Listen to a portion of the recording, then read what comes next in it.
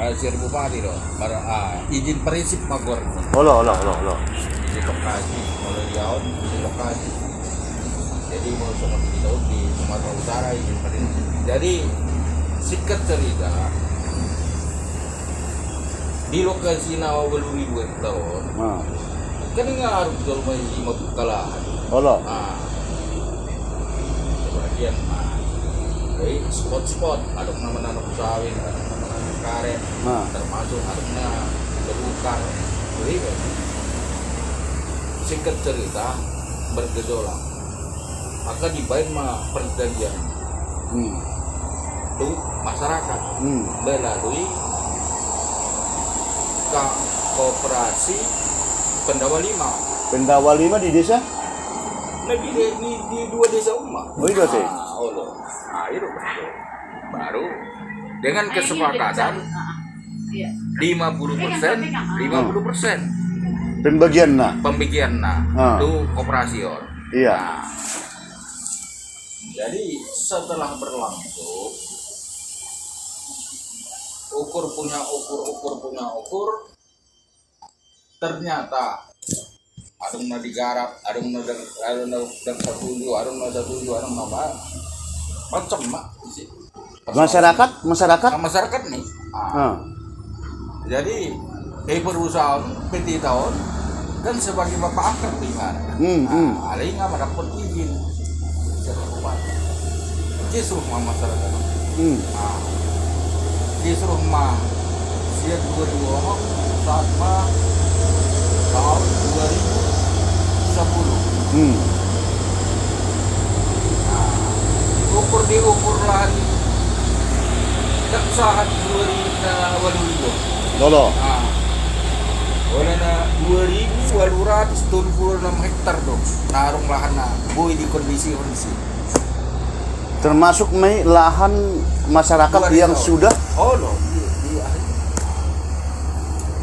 Jadi sebagian kawasan. Itu ngapain kan? Biar hal ini. Perusahaan membuka lahan sawit di kawasan kan? Iya. Jadi kisruh tetap berlangsung. Sedangkan izin lokasi habis. 2006 tuh 2010 kan 4 tahun. Pergat timur saya bupati. Ya lu matu bupati izin lokasi. Muse. Bupati baru. Nama kor si Fahri. Bupati kedua ya Fahri. Setelah Alif Nurdin.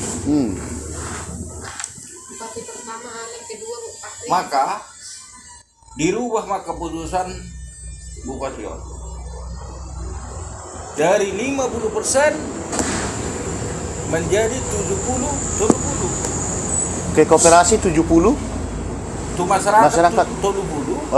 Itu perusahaan 70.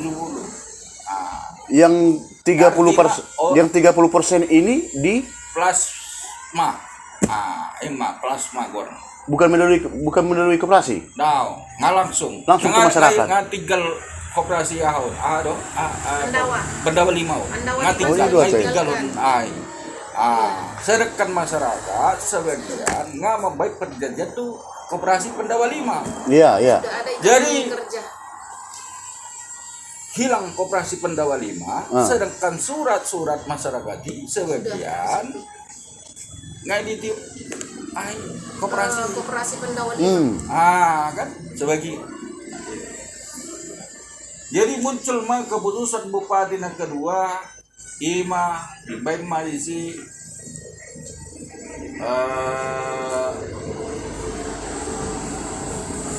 perjanjian 70 di dalam lokasi 8 hektar dong. 8 ribu hektar. Walaupun posisi sebenarnya tidak sampai 8.000.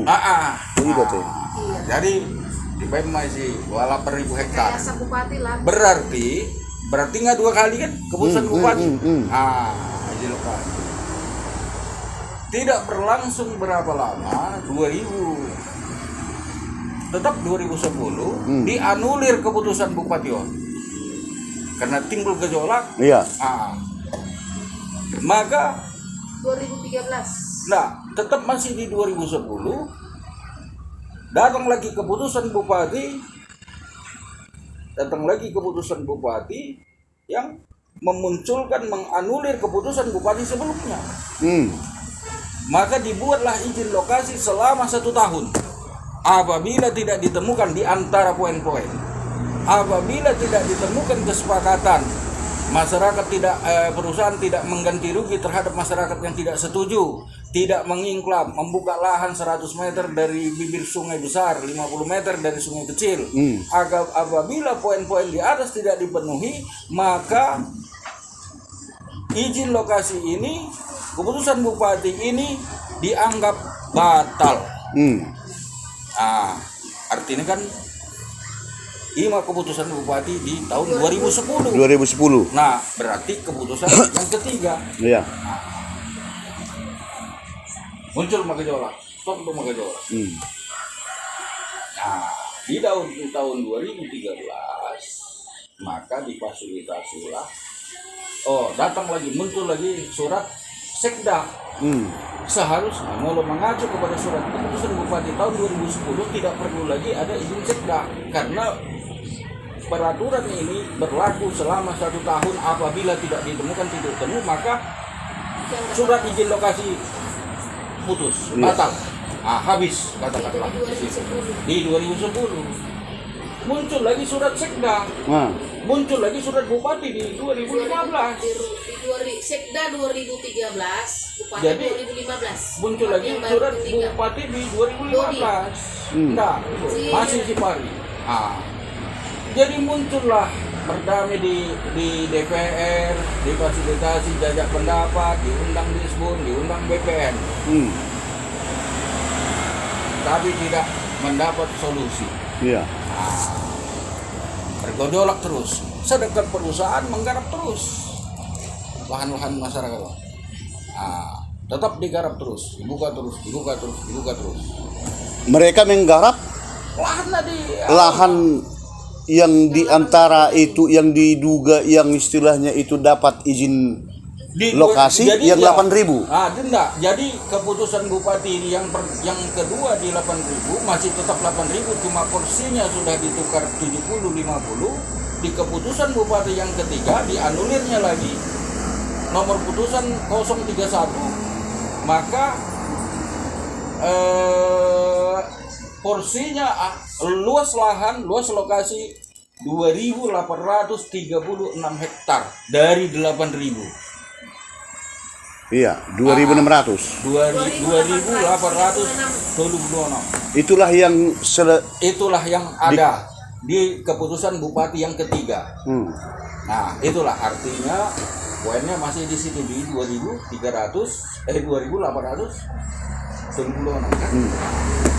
Tetapi di dalam rekomendasi dari bupati terus selalu mengatakan 8.000. Nah, tetap dong sudah dirubah dari keputusan 2010 yang berawal kepada dirubah keputusan bupati itu di putusan bupati yang ketiga menjadi 2.836. Itulah yang poin terakhir. Iya. Poin terakhir. Maka tahun 2013 datanglah surat sekda untuk mengingatkan kepada perusahaan supaya menyelesaikan persoalan sengketa dan segala macam sama masyarakat. Jadi muncullah perusahaan, mengutiplah seluruh surat masyarakat sesuai dengan permohonan masyarakat. Kutiplah surat-surat ini, ada tanda terima di sini dari PT kita Margadarega. Belum juga cukup sampai di situ, maka datang dari surat bupati di 2015. Nah, mengingatkan kepada perusahaan tersebut. Tapi tetap terus bergejolak. Sampailah rapat DPR dengar pendapat. Tetap merekomendasikan penyelesaian masalah, melibatkan Disbun, melibatkan BPN, melibatkan P2KK. Artinya panitia pengukuran. Sebenarnya berapa lahan itu. Terus bergulir masyarakat tidak mendapatkan hasil 1 rupiah pun. Sampailah kepada 2019 demo lagi Masyarakat. maka begitu demo bergejolak, muncullah putusan bupati. Ini seperti ini. Putusan bupati nomor 897 KPPS Disbud 2019. Tapi dalam pertimbangannya, nah, dengan memperhatikan satu, keputusan Bupati Musi Banyuasin nomor 0652 tahun 2010, artinya itu keputusan Bupati yang ketiga, tentang revisi keputusan Bupati Musi Banyuasin nomor 031. Itu keputusan yang kedua tahun 2010, tanggal 10 Mei 2010, tentang pemberian perpanjangan izin lokasi untuk keperluan pembangunan perkebunan kelapa sawit pola inti plasma seluas 2.836 hektar. Iya, iya. Di tahun 2019. Iya. Yang terletak di Desa Pulai Gading dan Desa Mangsang, Kecamatan Bayung Lincir, atas nama PT Ita Margoreben. Memutuskan, ini keputusan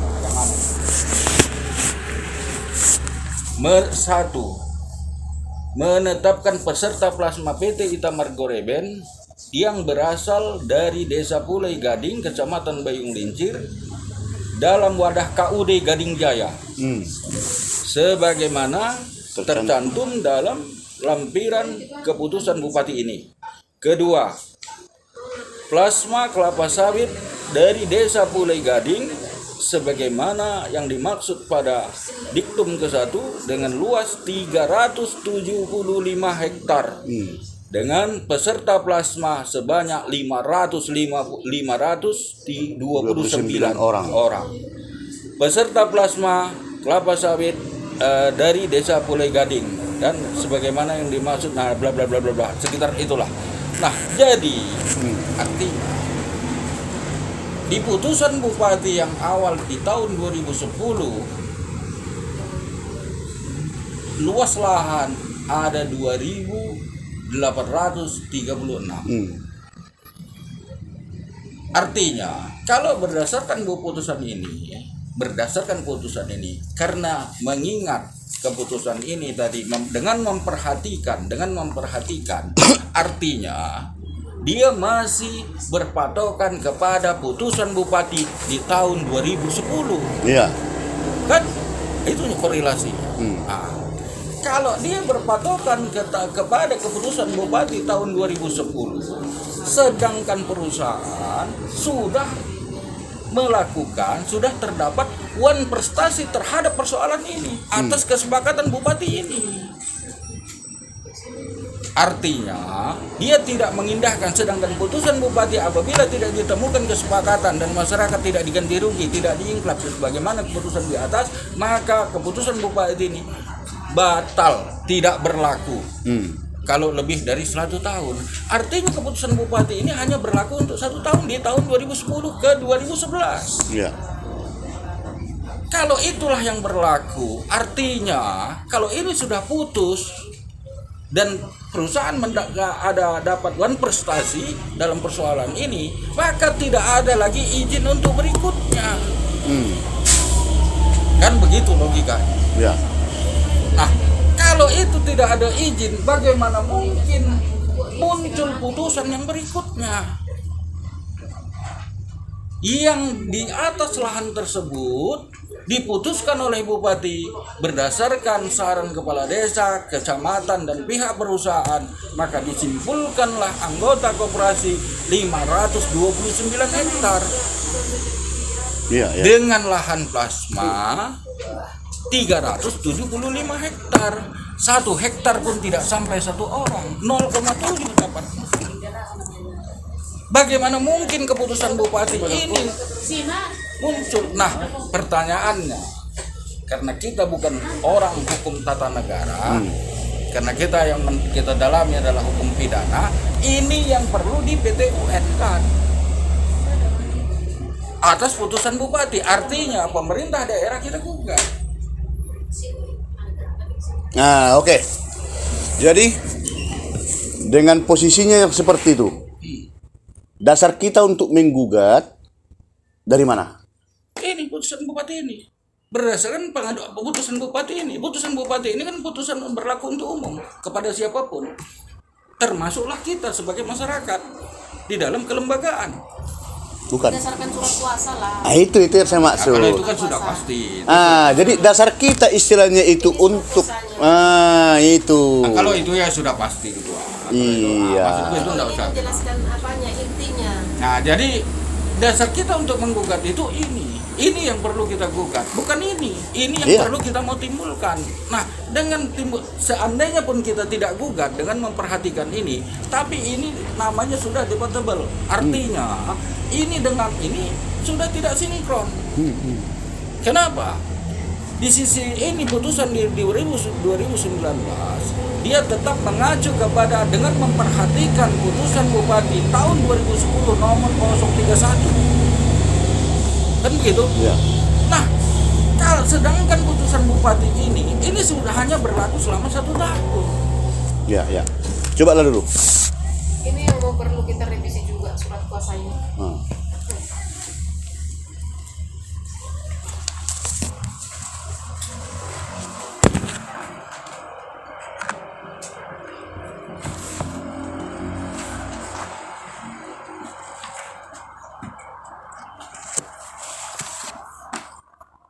Berarti 3 kali, keempat kali inilah itu berarti toh ya, ketiga kali. Sekda 1 ya, 4 lah, 4 kali putusan. 4 kali putusan 2010 2 kali, baru 2013. 2019. 2019 itu kan sudah bupati, Sekda 2013 ada itu. Surat bupati bukan keputusan bupati. Iya. Jangan Iya, surat bupati ya. Surat bupati itu Berarti bisa sekda. enggak, sekda 1 kali, bupati 1 kali. Surat itu mengingatkan kepada PTIK untuk menyelesaikan persoalan politik yang ada di situ. Itu surat peringatan, tapi itu kan bukan keputusan. Nah, kalau keputusan berdasarkan pertimbangan ini